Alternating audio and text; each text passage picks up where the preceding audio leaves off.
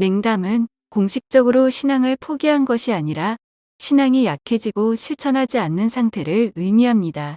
요한묵시록 3장 15절에서 16절에는 너는 차지도 않고 뜨겁지도 않다. 내가 차든지 뜨겁든지 하면 좋으련만.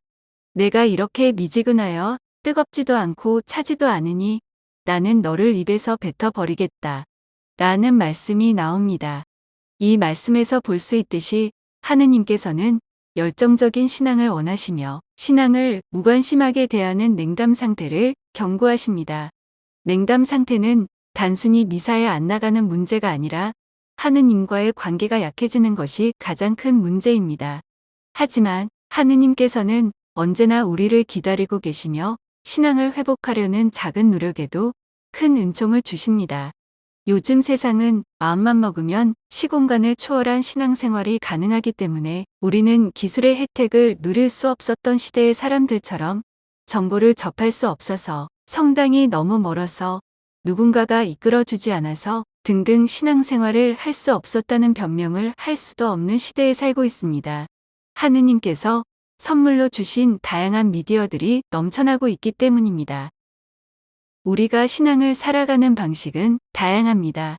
가톨릭과 개신교처럼 교파에 따라 신앙을 실천하는 모습이 다른 경우도 있습니다.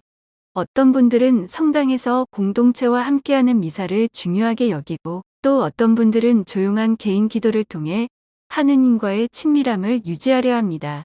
하지만 신앙의 형식이 어떠하든 가장 중요한 것은 언제나 신앙의 본질이 오직 하느님께 향하고 있느냐 하는 점입니다. 특정한 전례나 의식을 따르는 것도 물론 중요하지만 신앙의 궁극적인 목표는 언제 어디서나 하느님과의 관계를 지속적으로 유지하는 것이어야 합니다. 예수님께서는 요한복음 14장 6절에서 나는 길이요 진리요 생명이다. 나를 통하지 않고서는 아무도 아버지께 갈 수 없다. 라고 말씀하셨습니다. 이 말씀처럼 신앙의 핵심은 우리가 하느님을 향해 나아가고 있는가입니다. 신앙을 실천하는 방식이 다를 수는 있지만 결국 하느님을 향하는 것이 가장 중요합니다.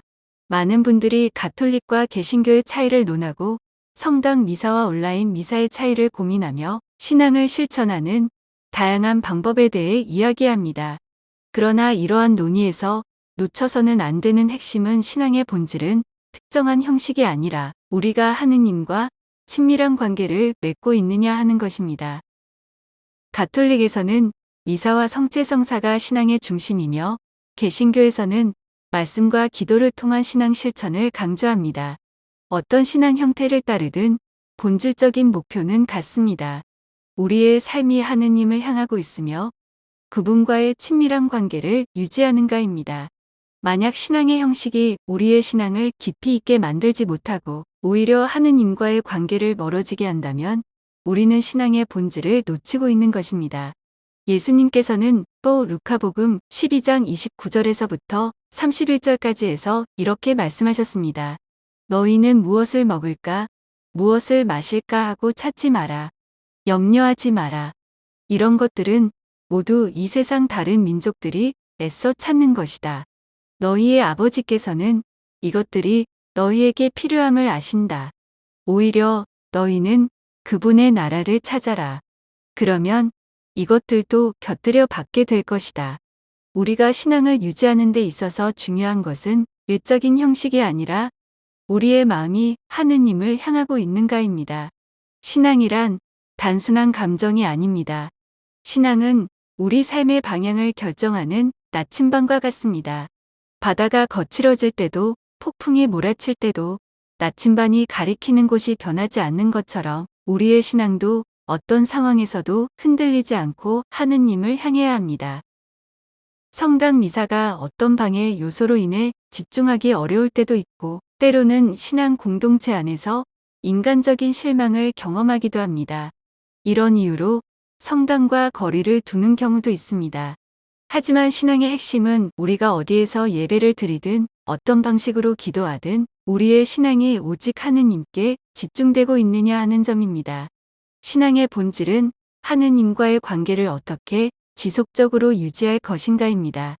성당에서 미사를 드리든 온라인 미사를 통해 조용한 환경에서 집중하든 성경 공부를 하든 성체 조배를 하든 레지오 활동을 하든 전례 봉사를 하든 중요한 것은 나의 마음과 나침반이 언제나 하느님을 향하고 있는가 하는 것입니다. 신앙을 유지하는 방법은 사람마다 다를 수 있습니다.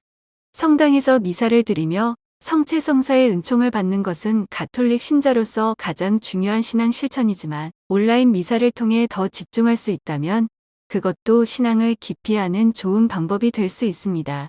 그러니 성당을 다니지 않고 있는 냉담자라 할지라도 이러한 온라인 도구들을 활용하여 하느님과의 끈을 놓지 않으시길 바랍니다. 그 끈을 유지하면서 미사나 공동체 활동에 참여하고 싶은 마음이 들 때 조금씩 참여해가며 비중을 조절할 수도 있습니다. 억지로 하실 필요도 없습니다. 하느님이 주신 자유의지에 따라 자발적으로 실천하는 것이 중요합니다. 예수님께서는 요한복음 6장 56절에서 내 살을 먹고 내 피를 마시는 사람은 내 안에 머무르고 나도 그 사람 안에 머무른다라고 말씀하셨습니다. 이렇게 가톨릭에서는 성체성사가 신앙의 중심이며 성체를 통해 하느님과 깊은 친교를 나누게 됩니다. 따라서 성당에서 성체를 모시는 것이 중요하지만 성당에 갈 수 없을 때는 신령성체 기도를 통해 영적으로 하느님과의 관계를 유지할 수 있습니다. 중요한 것은 우리의 신앙이 하느님과의 관계를 깊이 하기 위해 어떤 길을 선택하고 있는가입니다. 신앙은 단순히 어떤 방법이 더 좋고 나쁜가의 문제가 아닙니다. 중요한 것은 우리가 그 방법을 통해 하느님과의 관계를 지속적으로 유지하고 있느냐입니다. 성당 미사에 참석하더라도 하느님과의 관계가 멀어지고 있다면 그것이 올바른 신앙 실천이 될 수 없고 온라인 미사를 드리더라도 깊은 기도와 신령 성체를 통해 예수님을 가까이 모신다면 그것은 충분히 의미 있는 신앙 행위가 됩니다. 성녀 카타리나가 체험한 신령 성체의 은총을 믿고 신령 성체 기도를 통해 온라인 미사로도 예수님과 깊은 영적 친교를 유지할 수 있습니다. 공동체 신앙도 중요하지만 개인의 신앙이 깊어지지 않으면 공동체의 의미도 퇴색될 수 있습니다. 따라서 우리의 신앙은 공동체와 개인 신앙이 균형을 이루어야 합니다. 즉, 하느님과의 친밀함을 유지하는 것과 공동체 안에서 신앙을 나누는 것이 조화를 이루어야 합니다. 코린토 신자들에게 보낸 첫째 서간 13장 13절에는 믿음과 희망과 사랑 이 세 가지는 계속됩니다. 그 가운데에서 으뜸은 사랑입니다. 라는 말씀이 나옵니다. 신앙의 궁극적인 목표는 하느님의 사랑 안에서 살아가는 것입니다. 우리가 신앙을 실천하는 방식이 다를지라도 결국 하느님을 사랑하고 그분과 가까이 머무르는 것이 가장 중요한 본질입니다. 신앙의 본질은 특정한 종교적 형식에 있는 것이 아니라 오직 하느님을 향해 있는가에 있습니다. 성당 미사든 온라인 미사든 공동체 내에서의 어떤 봉사활동을 하든 그 모든 것이 하느님과의 관계를 깊이 하기 위한 도구일 뿐 목적이 아닙니다. 우리의 신앙이 어떠한 상황에서도 흔들리지 않으려면 우리의 나침반이 언제나 하느님을 향해 있어야 합니다. 결국 중요한 것은 하느님과의 관계를 지속적으로 유지하는 것입니다. 이것이 바로 신앙의 항구성이며 참된 신앙인의 삶입니다. 신앙의 항구성이란 신앙을 끝까지 유지하며 하느님께 충실히 머무르는 것을 의미합니다. 이는 단순한 인내가 아니라 고난과 유혹 속에서도 하느님과의 관계를 지속하는 신앙의 태도입니다. 예수님께서는 마테오복음 24장 13절에서 끝까지 견디어내는 이는 구원을 받을 것이다 라고 말씀하시며 신앙의 항구성을 강조하셨습니다. 이를 실천하기 위해 기도, 미사, 성경 묵상, 공동체 신앙을 꾸준히 유지하는 것이 중요합니다. 이렇게 신앙을 꾸준히 유지하기 위해 그 시대마다 선물로 주시는 다양한 도구들을 잘 활용하여 하느님과의 끈을 잘 유지하시기 바랍니다. 결국 신앙의 핵심은 일시적인 열정이 아니라 하느님과의 관계를 평생 동안 지속하는 것입니다. 이 콘텐츠가 마음에 드신다면 구독과 좋아요도 부탁드립니다. 구독과 좋아요는 콘텐츠 제작에 큰 힘이 됩니다. 감사합니다.